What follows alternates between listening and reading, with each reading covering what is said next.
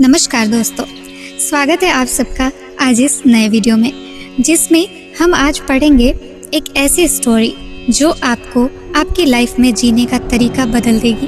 तो चलिए शुरू करते हैं। दोस्तों, किसी ने क्या कमाल की बात कही है, दुनिया ने जब जब जोर लगाया मेरी कश्ती डुबोने को, ऊपर वाला खुद आया मेरी नैया पार लगाने को।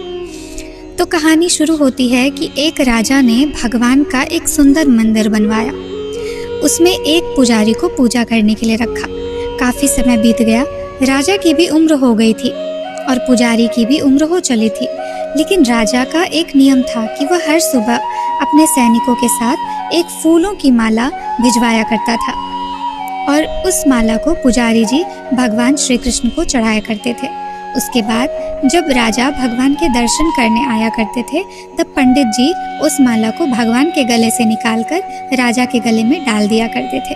ये लगभग रोज की दिनचर्या बन गई थी। पुजारी जी बूढ़े हो चले थे और राजा भी बूढ़े हो चले थे।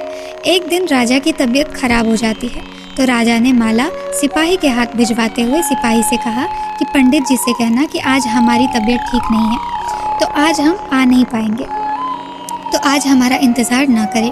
उसके बाद सिपाही ने माला जाकर पुजारी को दे दी और सारी बात पंडित जी को बताई। पंडित जी ने भी माला को श्री कृष्ण को चढ़ा दी। तो उसके बाद पंडित जी ने सोचा कि इतने साल गुजर गए कि भगवान की इस माला को हमेशा राजा जी को ही पहनाई है, लेकिन आज तक मैंने कभी इन माला को नहीं कभी खुद पहना। तो हो सकता है कि ज़रूर यह प्रभु की इच्छा है कि इतने सालों में आज मौका मिला है कि प्रभु की इस माला को मैं अपने गले में पहन पाऊँ। तो यह परंपरा ही थी कि प्रभु की वह माला तो निकलनी ही थी। तो इस बार पंडित जी वह माला अपने गले में पहन लिए। लेकिन तभी सिपाही दौड़ते हुए आया और बोला कि महाराज जी को वहाँ कुछ ठीक नहीं लग रहा है, तो राजा साहब मंदिर की तरह ही आ रहे हैं, आप तैयारी शुरू कीजिए। राजा को लगा कि इतने सालों से बनी हुई परंपरा कहीं टूट ना जाए, इसलिए वह मंदिर की ओर आने लगे। जैसे ही पंडित जी ने यह सुना, उन्होंने तुरंत माला गले से निकाला और प्रभु को पहना दिया। घबराहट में पंडित जी समझ नहीं पाए कि उन्होंने क्या गलती कर दी है।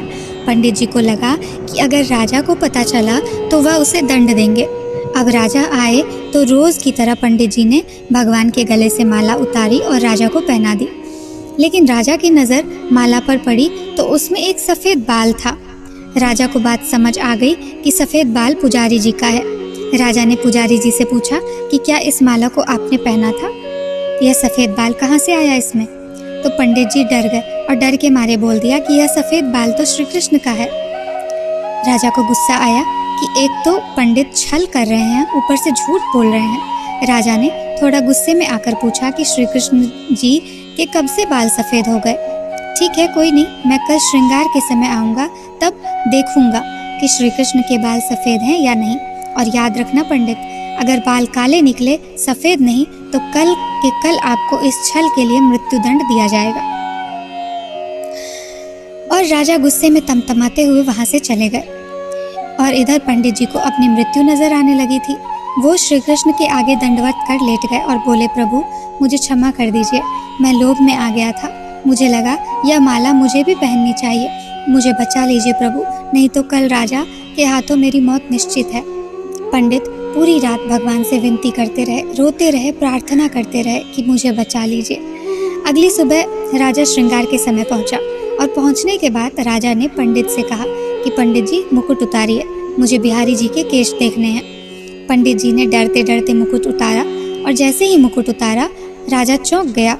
श्री कृष्ण की मूर्ति के बाल सफ़ेद थे, लेकिन राजा को लगा कहीं ऐसा तो नहीं कि पुजारी फिर कोई छल कर रहा है, कहीं इसने अपनी जान बचाने के लिए बाल रंगवा तो नहीं दिए।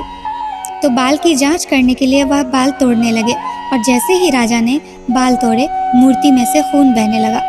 राजा यह देखकर भगवान के चरणों में गिर गए और क्षमा मांगने लगे कि क्षमा कर दो भगवान, मुझसे बहुत बड़ा पाप हो गया, मैं शक में इतना अंधा हो गया कि मैं सही गलत भूल गया।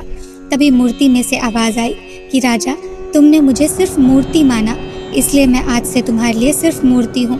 लेकिन इस पुजारी ने मुझ में साक्षात भगवान देखा, इसलिए उसकी जान बचाने के लिए मुझे अपने बालों को सफ़ेद करना पड़ा, खून की धारा बहानी पड़ी। ताकि तुम्हें यह समझा पाऊँ। और उसके बाद राजा को अपनी गलती पर पछतावा हुआ, लेकिन अब कुछ नहीं हो सकता था। इसलिए तो कहते हैं कि अगर मानो तो पत्थर में भी भगवान है, नहीं तो साक्षात आपके सामने भगवान आ भी जाए तब भी आप उनसे उनकी सत्यता का प्रमाण मांगेंगे। अगर आप सच में भगवान को देखना चाहते हैं तो सिर्फ भाव होने चाहिए। ऊपर वाले पर बिना किसी शर्त के विश्वास रखो और अपने कर्म को निरंतर करते रहो। ऊपर वाला आपको उसका फल अवश्य देगा। राधे राधे।